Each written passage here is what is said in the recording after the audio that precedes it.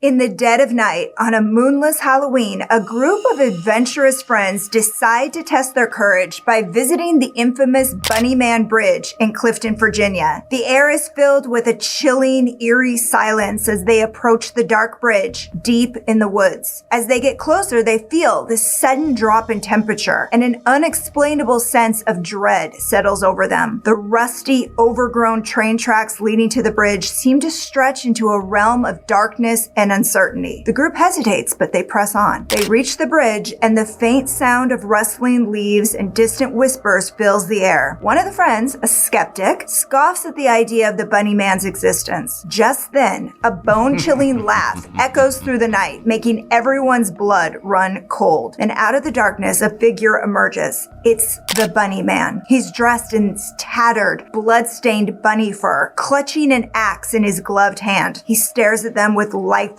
hollow eyes, his furry bunny ears smeared with blood and grime. The friends freeze in terror. They can't move a muscle. The Bunny Man raises his axe, and in one swift motion, he swings it down, but it passes right through them. It's a vengeful spirit, the ghost of the Bunny Man, forever trapped in his deranged, murderous state. And if you dare go by the Colchester Overpass near Clifton, Virginia on Halloween night, you'll meet the Bunny Man too, just like those kids did. Now, all urban legends start with a grain of truth, so we went digging to find out what the real story is here. And it turns out the truth is just as bizarre as the legend. Let's recap.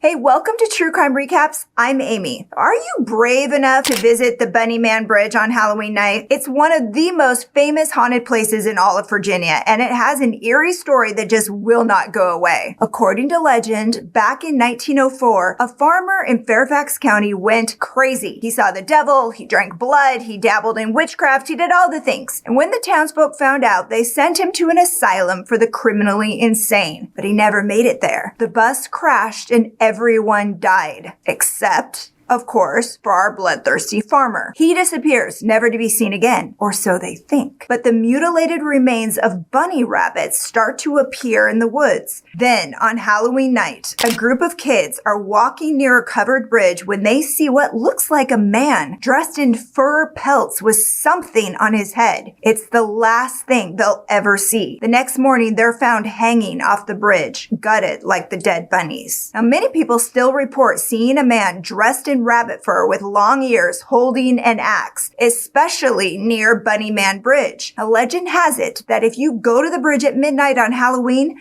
you will see the man himself. Whether or not you believe these stories, the legend of the Bunny Man has been told around campfires for decades. Like any good story, it gets worse and spreads farther with every retelling. The story made it all the way to John Carpenter's Suburban Screams, episode 4, and the Fox documentary, Scariest Places on Earth. But these days, Clifton, Virginia hosts thousands of visitors during spooky season. There's only about 200 people in the whole town. So that's where the legend ended up. But where did it start? As far as they can tell, Virginia historians think the Bunny Man legend really picked up steam with a bizarre attack in Fairfax County around Halloween in 1970. It goes like this. Shortly after midnight, Air Force Academy cadet Robert Bennett and his fiancée are in his car. They're parked across the street from his uncle's house. They're in town for the big Air Force Navy football game that weekend. They're taking a few minutes to be alone, before they go inside when suddenly a man, quote, wearing a white suit with long bunny ears, jumps out of the bushes screaming, "You're on private property and I have your tag number." Before the couple can react, the Bunny Man throws a hatchet through the passenger window and then he runs off into the night. Now, luckily, Robert and his fiancée are okay and they gave the hatchet to the police. 10 days later, the Bunny Man shows up again. This time, he's wearing a gray, black, and white rabbit suit with bunny ears and he's got a hatchet, of course, clutched in his hand. Well, a security guard at a construction site told the Washington Post he saw the Bunny Man on the front porch of a newly built house. So when the guard calls out, the Bunny Man starts chopping at the supports holding up the roof. And he says, "All you people trespass around here. If you don't get out of here, I'm gonna bust you on the head." Well, the security guard doesn't want to mess around with a crazy man in a rabbit suit, so he goes to get his gun. But when he turns back to the house, he sees the bunny man run into the woods. 6 officers show up to investigate, but they find neither hide nor hair of the mysterious man. Do you see what I did there? Hide nor hair. Hair? You get it? All right. But someone is out there. 50 more people report similar sightings in the following weeks, but police never managed to track the guy down. At the time, Fairfax County was a hubbub of new construction. It's very close to Washington, D.C., so as people left the city for the suburbs, the farmland and forests of Northern Virginia turned into new housing developments. Maybe this man was so upset about all the changes that he went nuts? The idea of a man with a grudge and an axe and apparently an unlimited supply of bunny suits running around the suburbs is incredibly disturbing. But also, is that it? I mean, where did the gruesome legend about devil-worshipping farmers and gutted bunnies and teens come from? Well, one historian, Brian Connolly, dug way back into the archives to see if anything remotely similar to the escaped mental patient crazy farmer story turned up, and found nothing but the hatchet-wielding, trespassing reports. But then again, there are a handful of locals who swear they've come face to face with the unhinged bunny man. And you just never know, do you? There are strange, unexplainable things in this world, especially around Halloween, when the boundary between the living and the dead are the thinnest. So,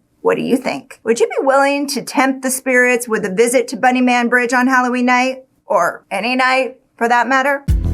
And that's your recap. Thanks for hanging out with us today. If you like getting all the crime in half the time, go ahead and tap that subscribe button and the bell so you never miss a story. We're here Wednesdays, Saturdays, and Sundays, but don't go away. Catch up on more recaps right here, right now. Until next time, take care.